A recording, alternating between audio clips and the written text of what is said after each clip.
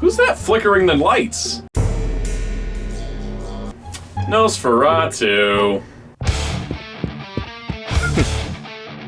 Come.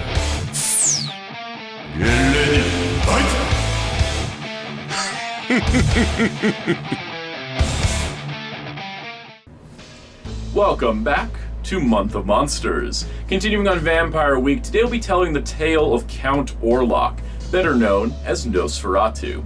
This was a version of Count Dracula that was produced in the 1922 film Nosferatu.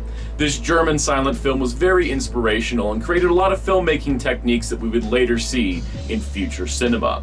This incredibly influential film, however, featured a licensing problem with the estate of Bram Stoker after he passed away, as his wife wanted all copies of the film destroyed as it wasn't a licensed work of Dracula. Now, Count Orlock, of course, is not Count Dracula, and many changes were made for the adaptation of this film.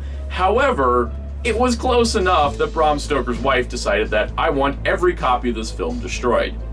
Luckily, preservationists, or people that just didn't want to give up their copy of the film, ended up keeping the film, and 100 years later it's easily available and ready to inspire a new generation of filmmakers. Now, Nosferatu's legacy does not end there. There was a 1979 remake by Werner Herzog, and he actually produced a different sort of version that became more of a romance tale in a way. This also had an unrelated sequel that was a couple years later, using the same starring actor, Klaus Kinski, but not having Herzog return to the director's chair.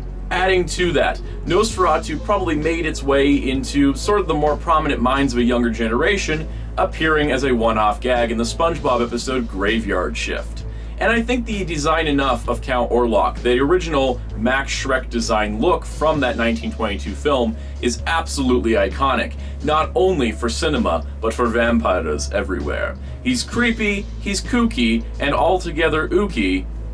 That's the wrong reference, but we're going to look at two different toy versions of Count Orlock, also known as Nosferatu. Our first Count Orlock is the Mego version.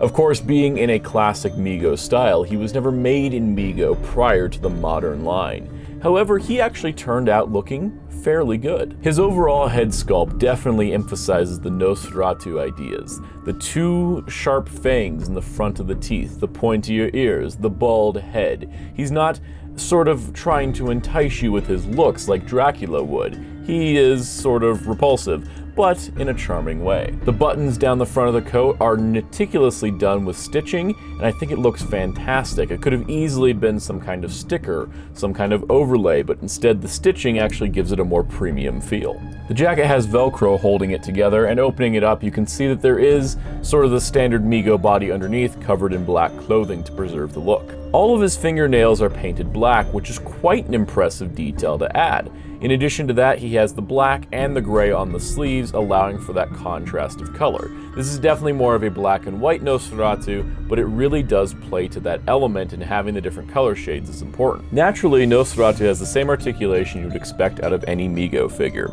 It's going to be limited, it's only going to work in some cases, and it'll only do so many things. It's vintage style, and it's vintage articulation. That being said, while he can sort of do the iconic Nosferatu pose that casts the shadow of the long fingers, his fingers aren't nearly long enough to do it quite right, which is an unfortunate thing. Now, a Nosferatu figure that can replicate the finger shadow across the wall is the Toony Terrors version. Portrayed here in a cartoon style, this version of Nosferatu has a brown jacket, which I actually think adds a lot of contrast. Articulation-wise, he's even more limited than the Mego, but Toony Terrors aren't going for articulation, they're going for style. They're definitely more of that cartoon look than anything. Nosferatu also includes a rat, and this rat is cute, it's adorable. It probably runs around his coffin at night, but that's the cool thing. It's a rat, and it's kind of a neat inclusion, because otherwise Nosferatu figures typically don't get any accessories. So which is the better of the two Nosferatus?